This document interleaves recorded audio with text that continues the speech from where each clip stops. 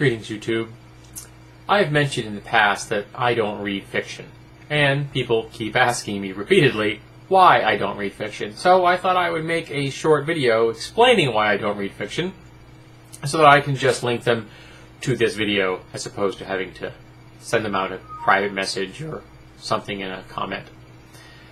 I started reading when I was 5, and my mother tells me that as I worked my way through every book that we had in the house that I could comprehend, I actually took up reading the dictionary, which is kind of funny because I can't spell in the least. Though I have noticed some trends in my misspelling. Consonants, ones that are double or single, always confuse me when they're supposed to be double or when they're supposed to be single. But I also have a problem with putting in the wrong vowel, putting an E or an A or an I where there's supposed to be another of the vowels. And I blame this on the fact that the English language is incredibly inconsistent, frustratingly so. I can't imagine what it must be like trying to learn English to a person that doesn't have a similar language to ours. If you're outside our linguistic group, you have my sympathy. English makes no sense whatsoever.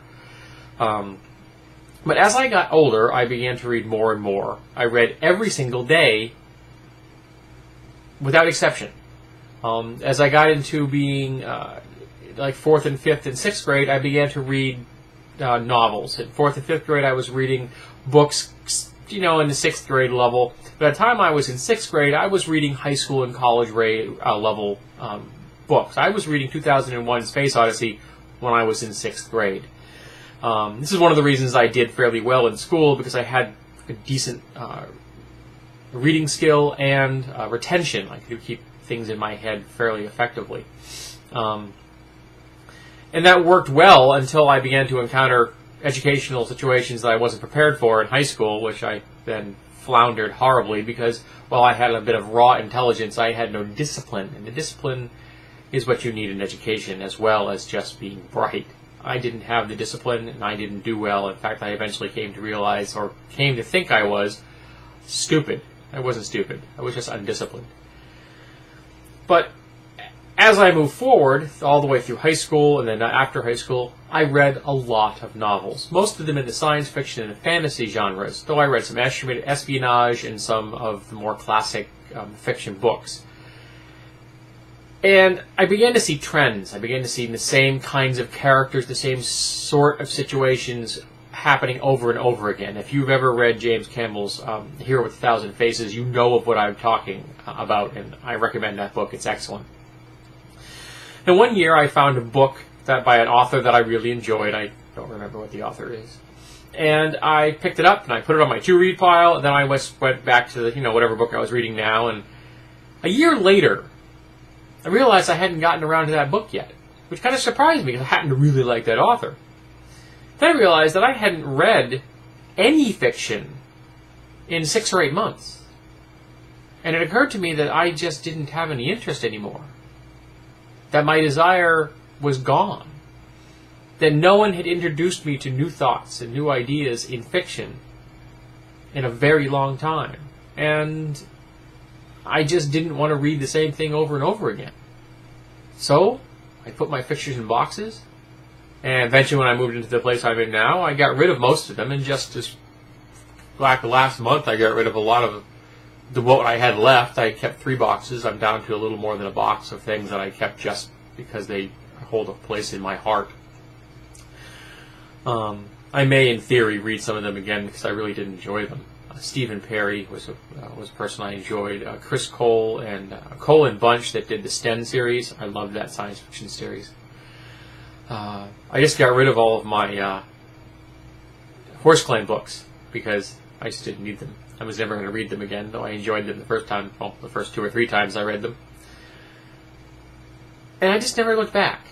And since then I've read nothing but nonfiction.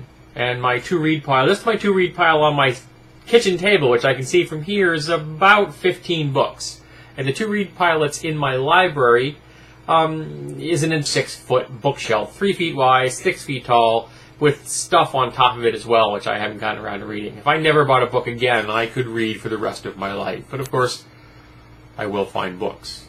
I realize some of the books on that shelf I am probably never going to read just because my tastes have changed between when I found the book and where I am now. And I should probably go through that shelf and pick out what I know I'm not going to read and pass it on to someone else so they can enjoy it. But as I buy 90% of my books for $1 or $3 or less, it's not much of an investment in these things. So that's why I don't read fiction. Now I still read the occasional comic book. I think I've read one in the past year. It was a Deadpool. It was alright. I still watch movies. I love them. You see me reviewing them here. I don't watch episodic television anymore. Occasionally I'll catch a crime drama on television if nothing else is on. Not because I'm really into the series, but because it's background noise as I'm reading a game, doing something else. My wife enjoys them. She likes sitcoms, so occasionally I'll watch one with her. But most of the time, if I'm on television, on the TV, I'm watching news. I've got a couple of local channels, both one in the city I'm here and one in New England, and those are the ones I watch.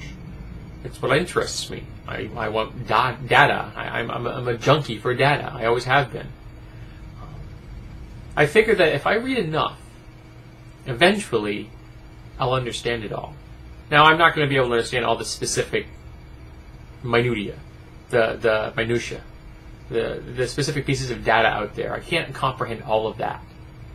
I know this. Data is being created on an exponential basis every day. But I should be able to understand the underlying principles. If you'll borrow a term from a phrase from physics, the theory of everything. Because I really do think that there are underlying concepts that hold true for all things. And it's just going to take a time to really comprehend them.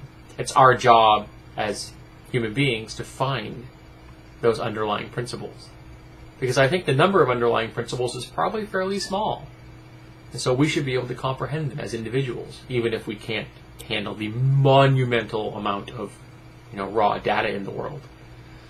And of course, my interests, while broad, are not endless. There are things I don't read about. I know nothing about sports, for example. And in a lot of fields, my interests are only very shallow. But some of my interests, they go fairly deep, and I enjoy reading about them.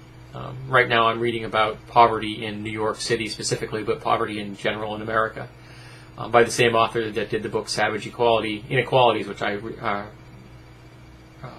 reviewed recently. So I have a great deal of fondness for fiction. My memories are pleasant. I'm glad I enjoyed it, and I did it when I was younger. But no one has introduced anything in a very long time that interested me in the least. And a couple of authors that I still like, S. Andrew Swan and Steve Perry, I don't know if I could go back and read them again. Maybe I could. But I've moved on beyond a lot of it. And I'm not trying to sound like a snob.